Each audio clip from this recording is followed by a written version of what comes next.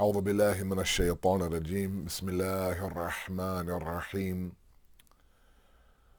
الحمد لله الذي لا يبلغ مدحته القائلون ولا يحصي نعماءه العادون ولا يؤدي حقه المجتحدون الذي لا يدركه بعد الحمم ولا يناله غوص الفطن ثم الصلاة والسلام على أشرف الأنبياء والمرسلين حبيب قلوبنا وطبيب نفوسنا وشفيع ذنوبنا سيدنا ومولانا أبي القاسم محمد اللهم صل على محمد وآل محمد وعجل فرجهم وآل بيته الطيبين الطاهرين المعصومين المظلومين لا سيما بقية الله في الأرضين صاحب العصر والزمان خليفة الرحمن إمام الإنس والجان ولعن الله أعداهم أجمعين إلى يوم الدين.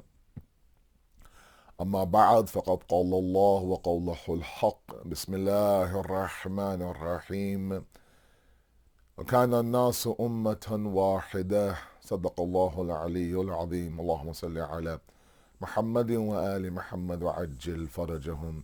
The Quranic discussion on one nation has been an ongoing topic. Tonight is lecture number 5. We've now reached, alhamdulillah, the halfway point of our ashra, and those preliminary muqaddamati discussions have occurred. We looked at everything in this concept of one nation from the 213th surah verse from Surah Baqarah, where Allah subhanahu wa ta'ala says that you were one nation. And this past tense is very important. He's reminding us of the fact that at one moment all of you were one nation. Now this points to a greater reality that inshallah later on in the week I'll touch upon. But he's reminding us that look, at one moment, you were a cohesive unit. You were tolerant. You worked well together. We talked about the concept and the idea of a nation initially in our discussion. What does a nation mean? And then we talked about the idea of collectivism and how, we have to see ourselves as a single entity belonging to a greater good and moving together. Like the body, for example, all of it reacts to one area of the body getting hurt. We have to adopt that as well when it comes to the Muslim Ummah as well, even the human race in general. And last night we opened up the tafsiri discussion on this topic by looking at some of the points that Allama Tabatabai and his Tafsir Mizan talked about, where he said that Allah subhanahu wa ta'ala gave the human being knowledge. I talked about the fact that one of the avenues of knowledge is preservation of its own existence. That we as human beings, even today, we work very hard to preserve our own existence, to keep ourselves alive, to keep ourselves free of injury or pain or any sort of discomfort. And I talked about the fact that part of that preservation of our own existence was the fact that we realized, this was all back then in the beginning of the human nation, was that all those tools around me I have to exploit and use to continue to preserve my own existence. So be it a knife to cut food or a ladder to climb up, for example, or animals to use for clothing or food or transport or security. And then I said, and again, Allama says, not me, that after that, the human being realized that forget all of these, inanimate objects, I have to now begin to use each other, the fellow human, to exploit and to be able to now preserve my existence. In the process now, because we have evil tendencies inside of us, I talked about the existence of evil a couple of nights ago, is this idea and this notion that now that inner satanic principles now sometimes come in, and where we see an opportunity to abuse somebody, take advantage of somebody, we do it. And thus the introduction of law and order inside of society. And obtaining that law and order such that everybody has their own right is the epitome and the definition of social justice, where individuals now take it upon themselves to strip someone of their right for their own personal gain, chaos ensues, anarchy ensues. And that comes from the idea of this individualism and this idea of a very selfish lifestyle. That's ideally how it should be, and that's ideally how it was in the beginning. But naturally, as the population grew, as humans now increased in numbers, it became increasingly difficult now to rely heavily on the human alone to be able to maintain law and order in society. Right? So laws were broken, laws were changed, right? Corrupt men became those who were the lawmakers, right? Corrupt individual came in to exercise that law, right? Remember, in the Deen of Islam, one of the main purposes behind the Prophet or the Imam in society is that ideally, if the human being accepts the Prophet and the Imam to be the wali, then that Imam is not only in charge of introducing the Qanun, he becomes the Qanun Guzar as well. He is not only in charge of the law, he becomes the individual who executes that law. Right? And if that's in the hands of the infallible, there's no way that there'll be anarchy and chaos in society. Today's problem is that the most corrupt individuals are those who are also making up the law, signing the law into society, and of course executing that law on the ground. Right? So we have to now understand where we went wrong. What are those factors that cause us from this beautiful, very tolerant, cohesive society that Allah talks about in verse 213 to where we are today? We have moved very far from that ideal situation that Allama talks about in his tafsir.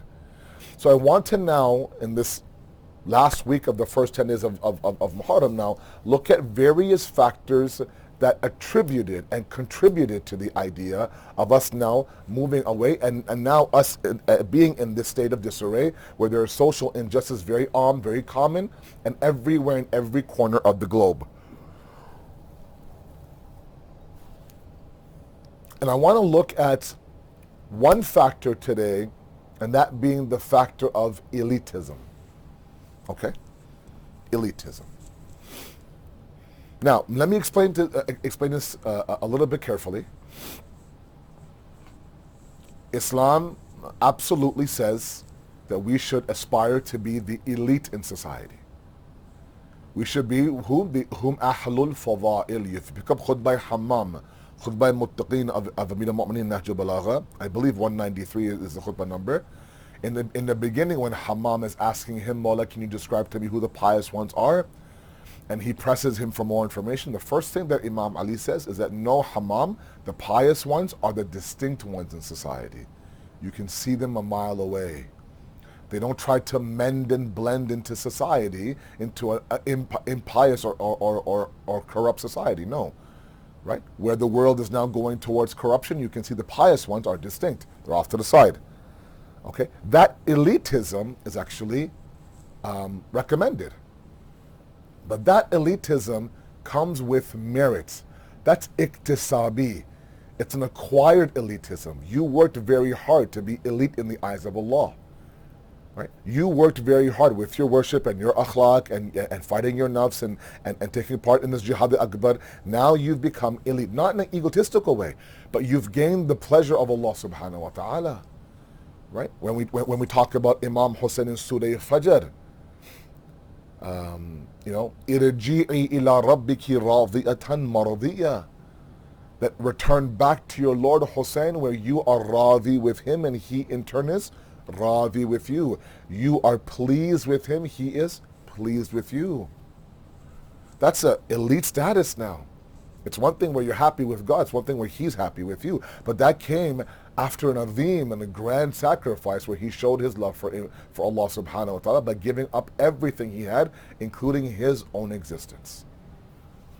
I'm not talking about that elitism.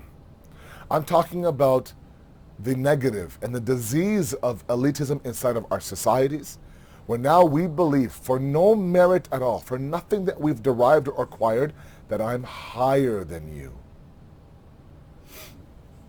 Look, when you go from a law-abiding society to a chaotic anarchy society, right?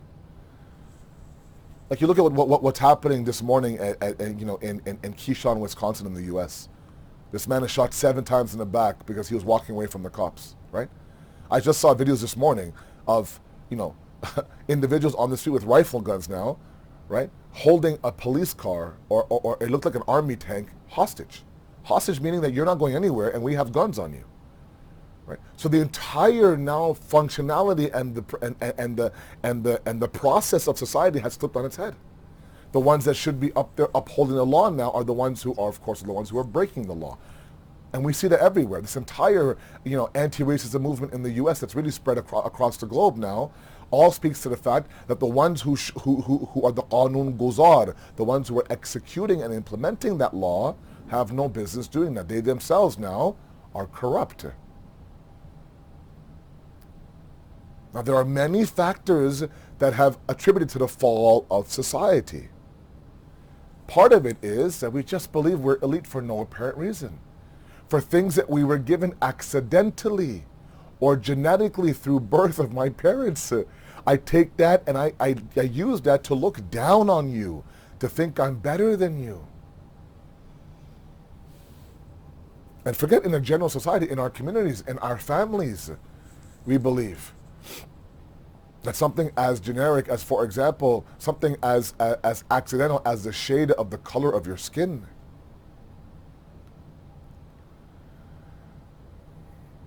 It's very unfortunate in our communities that those sisters, who have an amazing akhlaq, who are so pious, who are so muttaqi, who are so God-fearing, they're educated, they come from an amazing family. But if their shade on the color of their skin is one shade darker than what somebody wants, nobody comes knocking on their door asking for their hands in marriage. Meanwhile, you have another individual who, I'm sorry, is a Muslim by name, horrible behavior, not educated, no decent akhlaq, but she's one shade lighter than you would like. So of course now, there's proposal upon proposal. Individuals who believe that because we're from a certain area in India and Pakistan, for example, we're better than you. We look down. We look down on you. You should be sitting there and you should be kissing our feet because we're talking to you. Individuals who are born males who believe that because I'm a male, I can do all this dhulm and oppression on you inside of my house because I'm a man. Baba, whether it be the shade of your skin or where you were born or what gender you were born, all of that has nothing to do with you. Nothing to do with you. If I'm born 6'4", I have no right to look down on somebody who's a little bit smaller than me. I didn't do anything to deserve being this tall or this light or have blue eyes or be born this way or be born to this dialect or that culture or this village or this family. No. And one thing that I want to speak about tonight, and it may spill over to tomorrow night as well. And while there are many factors to elitism, we have to now adopt the idea that Islam came to break all these walls. And we are now, with our own actions and our own warped backward thinking, putting these walls back up one by one. You've heard the story 1,000 times. The Prophet of Allah had 3 very special companions. One was from Africa, one was from Persia, one was from Europe, Rome. One was, an Ajam, a non-Arab. One was an African in terms of his color, of course. And one was white, Caucasian. He was European. And he gave every one of these 3 now special status. If Salman al-Farsi was Minna Ahl Bayt, Bilal al-Habashi was the first mu'adhin after the conquest of Mecca. It would drive the Arabs crazy. He can't even say sheen properly. But the Prophet said, look, I'm not worried about, the color of his skin or his tongue. I'm worried about his heart. And the Prophet back then, in a very racist, bigoted society, broke all these walls of color and culture. I talked about the verses from Surah Rum a couple of nights ago. وَمِنْ آيَاتِهِ خَلْقُ السَّمَوَاتِ وَالْأَرْضِ وَاخْتِلَافُ أَلْسِنَتِكُمْ وَأَمْوَانِكُمْ. That from his signs, Allah says, is what? Is the creation of the heavens and the earth and the various cultures and colors that you see in creation. If you see an individual, who has a darker shade than you, and there's a whole disease called shadism nowadays. Shadism. Can you imagine how many isms do we need to put up walls? With every ism, there's a wall. What gives you the right to look down on anybody? Because you have, a certain financial status. If you want to be able to have any status, inna akramakum indallahi atqakum. The only thing that should make you elite over anybody else, and even that is piety. Even that piety now, if it's true piety, it actually makes a person humble. That's the beauty of it. Allah's saying, look, anything that's worthy of honor in my eyes is piety. But that piety won't give you the ego. If it's true piety, it humbles you. You look at yourself as a member of society. You don't have these moments of narcissism and egoism inside of you, of takabbur, and feeling elite over anybody else. You don't have those feelings.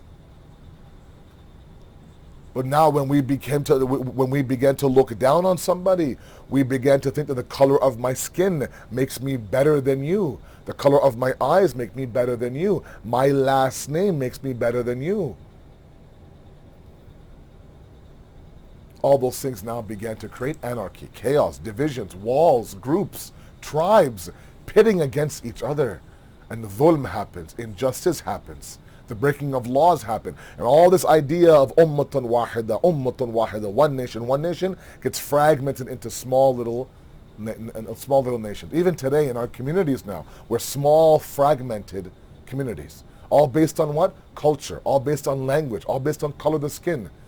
Ask yourself, you're sitting in your center, 7th of Muharram. If I was there right now in your center, sitting on the mimbar right now, and somebody from a different culture walks in, or somebody from a different color of skin walks in, for a moment, somebody might think, I wonder what this guy's doing here. I wonder what he's doing. Hey, come here, watch this guy, okay? He's, And I get the idea nowadays you have to be safe, you have to be a little bit careful, you never know who's coming in, or what problems, blah, blah, blah. That's different. But I think the eyes of judgment are also there. Again, based on what? Based on nothing that you or I have acquired or achieved. It's meritless. For some reason, we believe we are bigger than other people based on nothing that we've done in this world. I'm sorry. And this is not an easy conversation. And I chose this at this stage in the Ashra to talk about because there are so many things I had to build up to. But this is a disease in our communities. Elitism is a disease in our communities and in our families. Just because she's your daughter-in-law doesn't give you the right to sit there and treat her like she's a slave of yours. You didn't marry your son to her so you can have a cook and a maid. I'm sorry.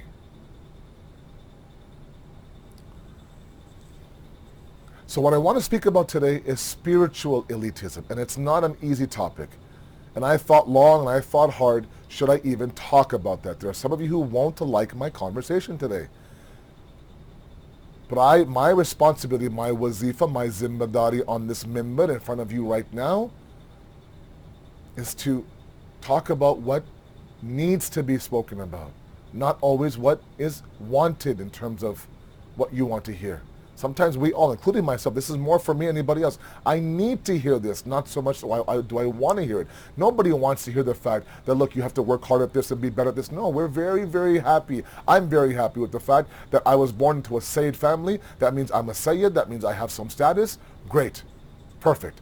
I can miss that salat. I can ghibat about this person. I can do this. I can do that. But hey, I'm a Sayyid. Hey, I'm a Sayyid. I'm good. And the spiritual elitism comes from the fact that sometimes we have been fed divine fantasies. Divine fantasies from this very pulpit and from our own understanding. And those divine fantasies are this world that awaits us, that is just yours, created for you, made for you, everything is for you. You don't have to do anything at all. This is just all of you. I've literally sat in the majlis and I've heard an individual on the mimbar with libas on sit there and tell the awam, and it's a packed majlis. I went to somebody's mother's soya majlis. And this individual now spent 45 minutes proving and telling the public that all this talk about adhab-e-qabr and squeezing of the grave and barzakh being difficult and the day of judgment, all of that is for the kuffar and the munafiqeen, not for you, the Shias of Ali Muhammad. Not for you. No. No. You will sleep in your grave, you'll wake up, inshallah, in front of the gates of heaven. All this talk about adhab-e-qabr, munkar and nakir, sawal, questioning, all of that is not for you. Not for you. How can it be for you? How can it be for you? You're the lovers of Ali Muhammad. It's irresponsible. Those are divine fantasies, I'm sorry. We're creating a system where we feel like we are elite over everybody else. We're the Shias of Ali Muhammad, right? We're the best, we're the cream, we're the mu'mineen. You're given that title of mu'min when you have iman, when you live iman, when you breathe iman. Not just name your kid iman. Sorry. Not just the fact that, yeah, I belong to a mu'min family. It doesn't matter who you belong to. You have to now act it out. So we have to remove ourselves from a fantasy fictional world where now I can live my life how I want to in this world, but I have a fantasy and a kingdom and a paradise waiting for me. Doesn't matter what I do in this world. Absolutely not true. And I'll present to you two very powerful traditions. One from Imam Ali, one from Rasulullah sallallahu alayhi wa sallam. Allahumma salli ala Muhammad wa ala Muhammad. To make us truly realize that if we want to be the elite, and we all want to be the best of what we do, the best at our craft, we have to work hard at it. It's not something that will be given to us on a silver platter. I'm sorry. Now, a lot of you will reach out to me and say it was irresponsible. What are you talking about? But even those of you who are Sayyid, I'm a Sayyid. I'm a Sayyid. And I think for a moment that, because I'm a Sayyid, I belong to the Prophet's family, and by association only, I'm good. I'm good. The hadith by the Holy Prophet, it was an eye-opener one for me. It's eye-opening. It really shook me at my core, and inshallah, it'll also awaken all of you and all of me as well from my sleep. We walk around thinking, okay, you know what, I had the truth, I have the Ahlul Bayt, I'm good, so, I can kind of, relax for a bit. Absolutely not. Absolutely not. One of the biggest knocks against us, the biggest arguments against us from within Islamic circles and without, is that the Shias have this false confidence that have made them lazy in their spirituality. They believe no matter what I do, I have a one-way boarding pass to Jannah. I can do what I want for 355 days of the year. These 10 days of Muharram, now I come, I do a little bit, I invest an hour, listen to someone like me, and then that's it. I've stamped my seat on the plane towards Jannah.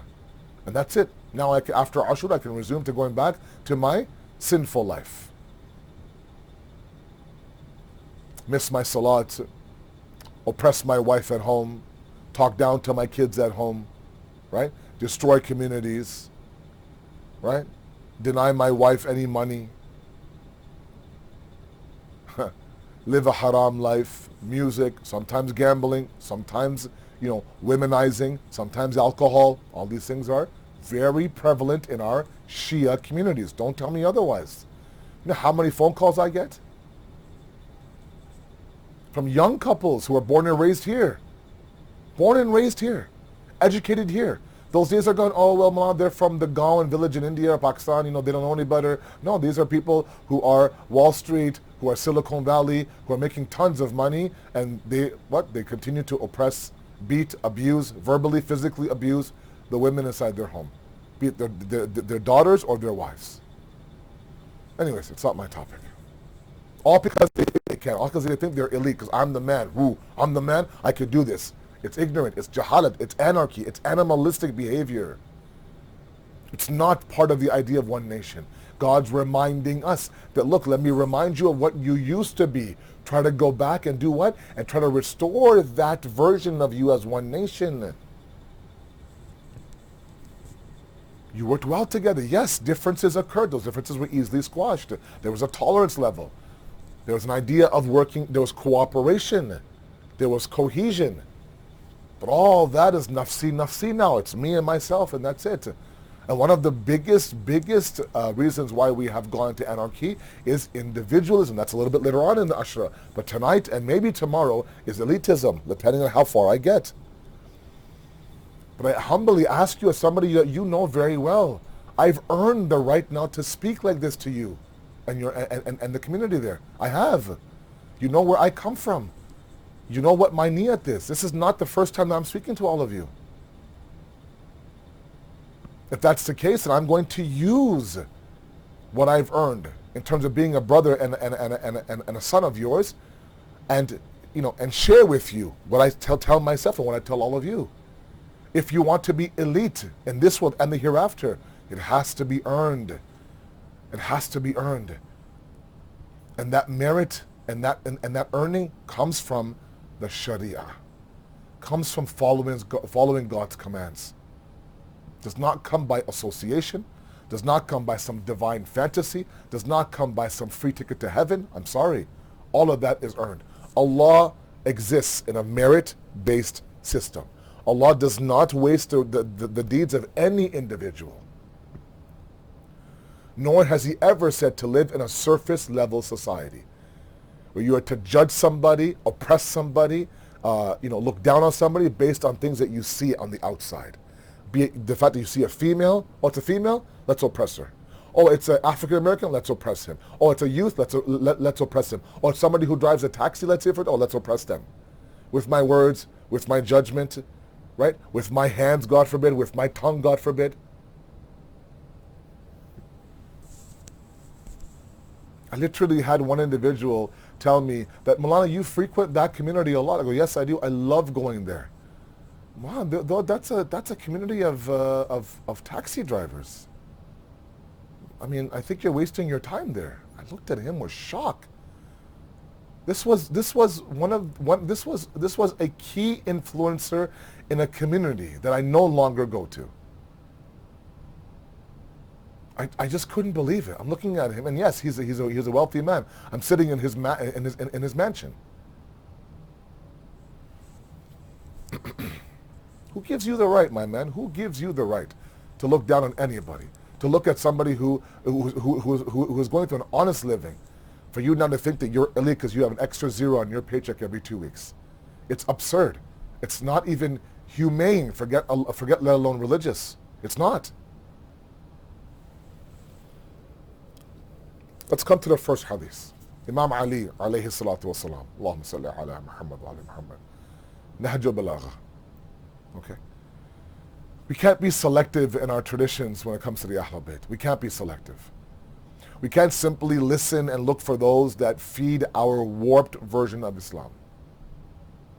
So when it comes to our love for Imam Ali, no doubt, we love to hear the fada'il. We love to feel that garami, that warmth inside. Even me, I sit there on the 30th of Rajab, I hear some good shairi about Imam Ali. I hear about the door of Khaybar. Oh, baby, my blood warms. I'm like, let's do this. I love it.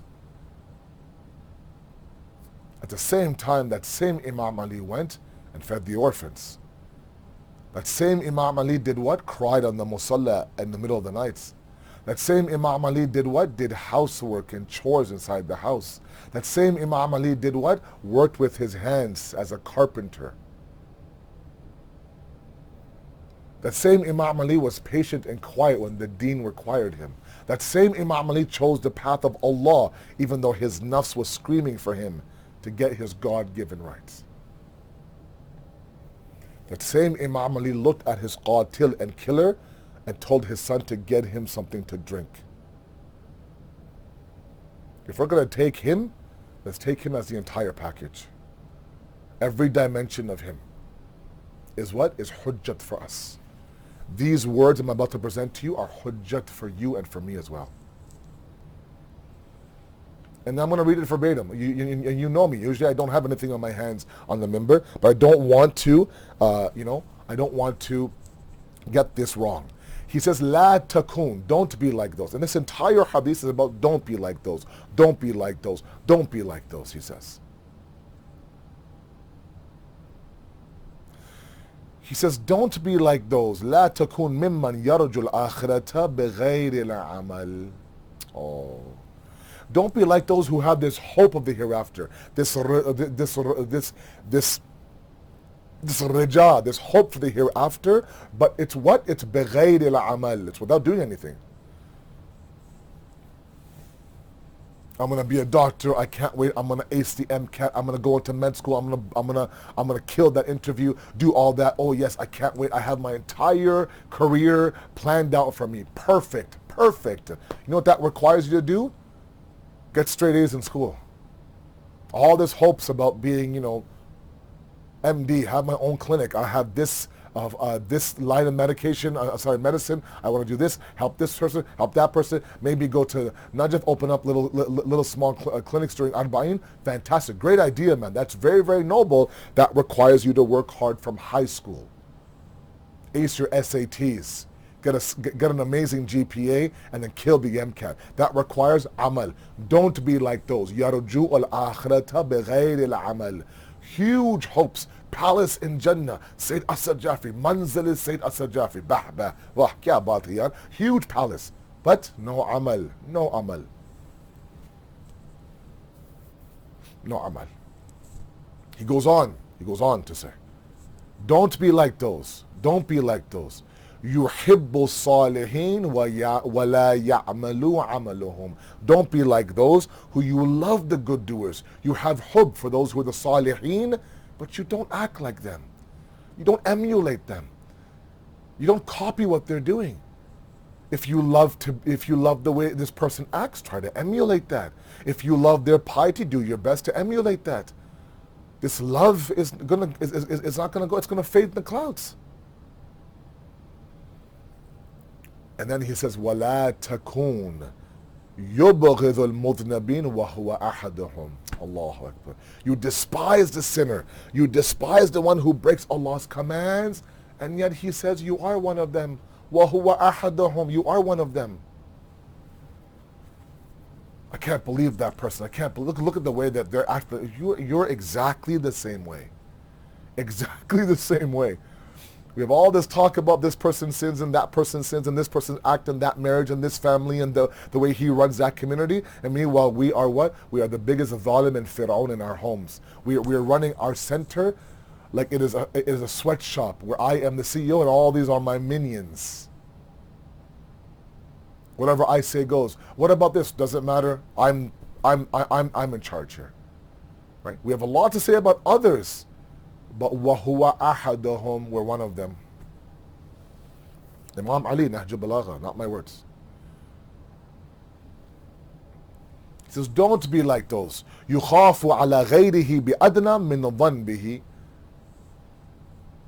But you are so scared about the akhirat and the punishment of somebody else. But when it comes to you and your own punishment, your own sins, you think, oh, it's okay. It's all right. I'll be all right. Oh man, I would not want to be this guy in his grave. Oh my God, I fear for his barzakh. Do you fear for your barzakh? Do you think about your grave? Do you think about what you're about to go through? Do I think about that here? Me, Asad Jafri, do I think about that? No, we have all this fear for everybody else, but when it comes to us, adna, we lower it, we drop it to nothing.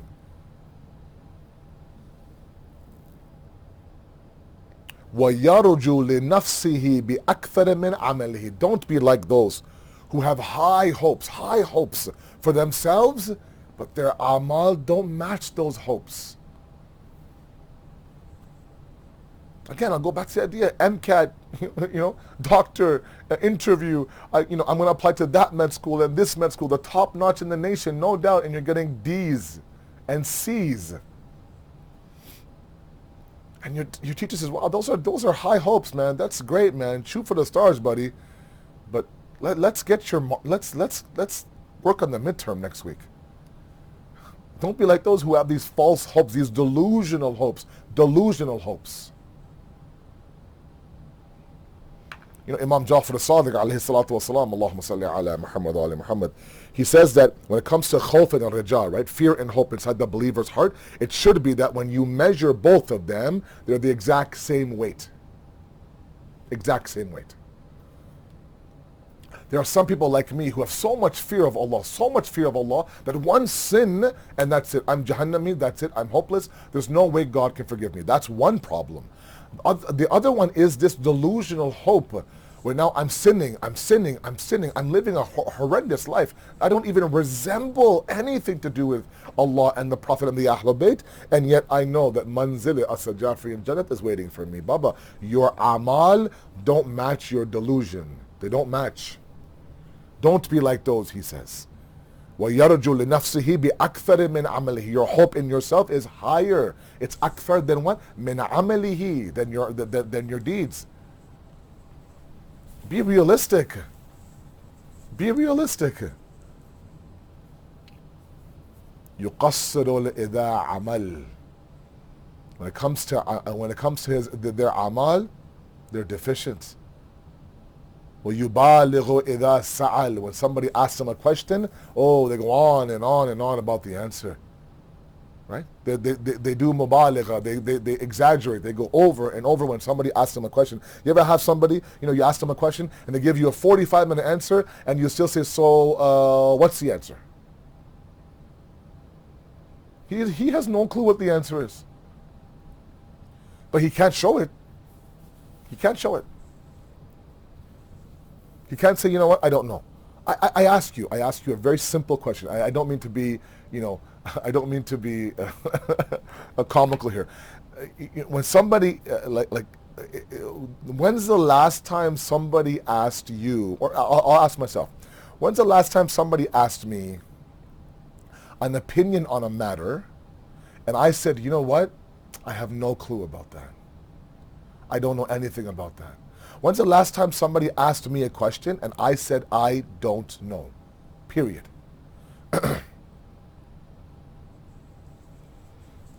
Okay?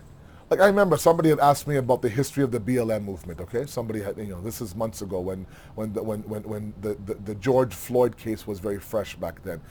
What about, I was like, well, if we look at the liberation movement, and I didn't know the history of the BLM movement. I didn't. And if I was even a glimpse of what Imam Ali is talking about, I would say, honestly, I haven't read. I've seen the hashtags. I've seen, of course, in sports, I've seen, the Kaepernicks. I've seen all that, but I don't know deeply where it's began. That would have been a better answer. But I went around and around for a good 5-10 minutes, and I didn't answer the question at all. When's the last time we did that? Last time we said, I have not read a single article on this issue. Because we're fearful of someone saying, wow, you don't, where are you? Are you awake? Are you seeing what's happening around the world? You don't know about this movement? No, I don't know about this movement, sorry. We'd rather go on and on and on, right? يُبَالِغُ إِذَا سَأَلْ. They do mubaligha, they exaggerate when it comes to them asking a question. It's humbleness. Imam Ali says there's barakat in your knowledge. There's growth in your knowledge. There's elevation in your knowledge when you say, I don't know. I don't know. And all of you know me. I'm talking to myself up here, man. I'm not talking to anybody out there. I'm talking to myself up here. I'm having a conversation to myself here, and I'm talking, literally, when I go for my walk, and I kid you not, sometimes I have a talk with myself. And sometimes I my lips move. So I look like a crazy man. I'm walking down the streets in Stouffville, in my area, and I'm walking around and I'm having this talk with myself, and people think, wow, this guy's not there. I don't know who he's talking to. I don't see the person, right? Right now, I'm talking to myself. All of you happen to be what? Eavesdropping on my conversation.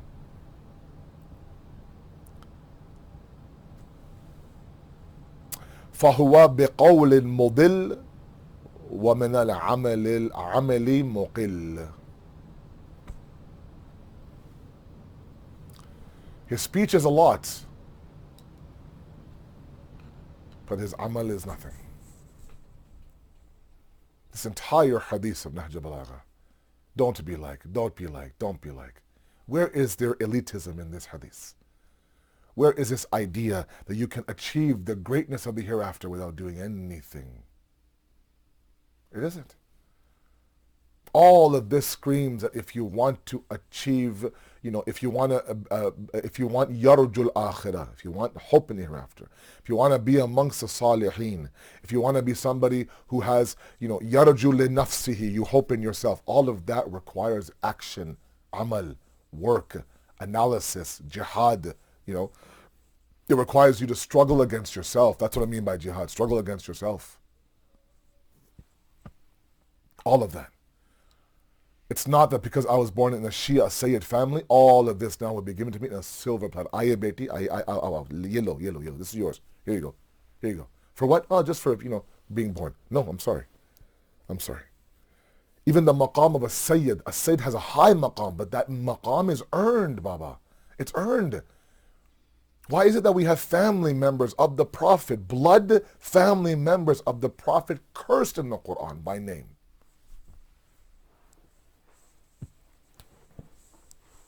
This is a dangerous, devastating sense of elitism that we have no business having in our communities and in ourselves. I'm sorry. You want to be elite? You want to be elite? Be elite in the eyes of God. Be elite in the eyes of your master.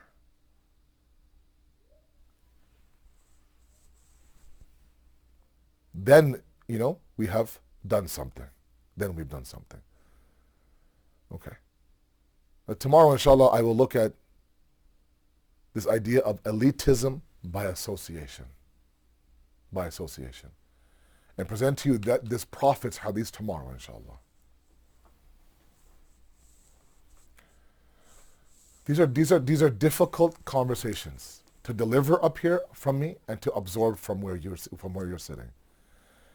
But we have to start addressing these things. And these are the days, like I said, these are the 10 days of revolution. These are the 10 days of reformation. These are the 10 days where I won't get to the crowd that right now is, signing on online to listen to me. It won't.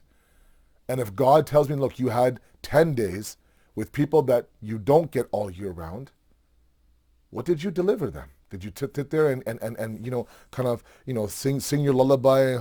Soja, beta, soja. Soja, mejan, soja. Go to sleep. It's okay. No, Zahma, don't try hard. It's okay. No, you're a Sayyid. It's okay. You're a Shia Abali. You're fine. Don't worry. It's okay. You can drink and you can listen to music and you can break Allah's commands and you can oppress your wife and beat your wife and you can sit there and talk down to your kids and strip them of any sort of dignity. That's okay. Soja, beta, soja. Tomorrow, your Jannat is there. I'm sorry. If you want to hear that, then you've come to the wrong YouTube link. I apologize. And I'm ready to debate anybody on this issue. We don't have supporting words from anyone, not from God, not from the Prophet, not from the Ahlul Bayt, about the fact that you can do whatever you want in this world and you will have something waiting for you in hereafter. I'm sorry. All those things about the idea of one tear of Imam Hussein washing out all the sins, that tear has to be understood. That tear is meant to instigate and begin now the process of you what? A process of you becoming better. If you sit in a azah of Imam Hussein and you cry for the gham of Imam Hussein, that should trigger what? A thought, a revolution inside of you.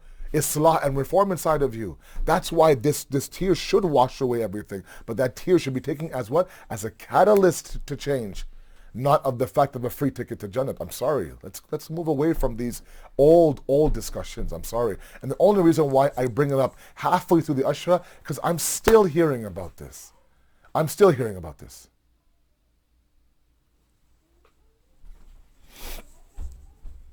We look at the amount of sacrifice on the day of Ashura. That sacrifice was azim. These individuals, these ashab, these members of the family of Imam Hussein didn't reach that maqam that they have today just like that. They didn't. Imam Hussein didn't say this grand statement that nobody had the ashab like I had the ashab. Those companions now being revered and being praised by Imam Hussein did something for that praise. They were elite. And legit, nobody had the ashab Imam Hussein had. Nobody. And the one group that I want to speak about tonight in Masa'ib that also was elite in this entire tragedy of Karbala were the mothers in Karbala. My salams to the mothers in Karbala.